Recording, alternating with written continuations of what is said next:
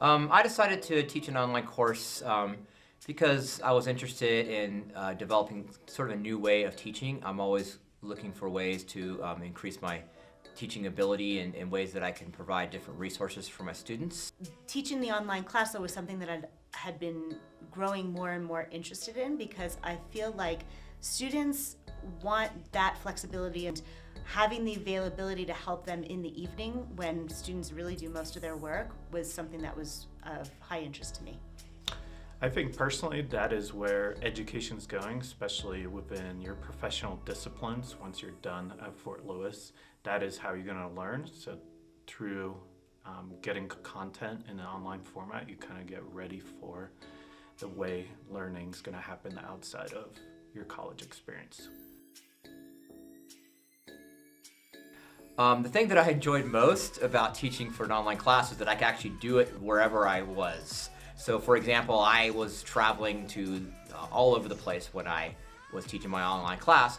The only thing I had to do was make sure I had dedicated an hour or two or more and had a good internet connection that I could teach. The content delivery happens online via Canvas. It allows us to do more hands-on, funner work when we actually meet in the classroom. So to be successful in teaching in an online environment, you have to be really well organized because what'll happen is you'll get emails from students all day long and you just can't take care of it right away. You want to be able to make sure that you're in the right mind space to be able to answer their questions thoughtfully and articulately. So setting aside time during the day and being organized and doing that will really help you to be successful. You need to be really organized. You need to have a very clear plan for the students so that every day and every week they have a really good idea of what they need to know.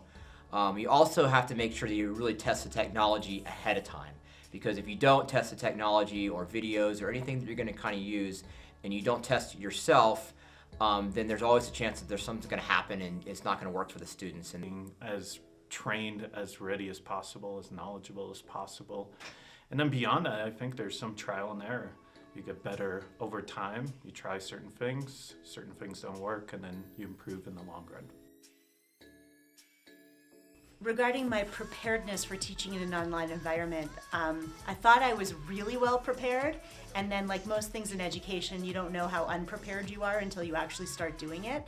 I've learned a lot from teaching online, and from having the experience of doing it once, I've thought about how to do it better the second time. I took the instructional design course with Jen Ryder, and it was a really great course because it was very comprehensive. But you know, you're really never prepared to teach it completely because until you actually are there and you can encounter some of the problems, the real life problems, you're not going to be able to anticipate it.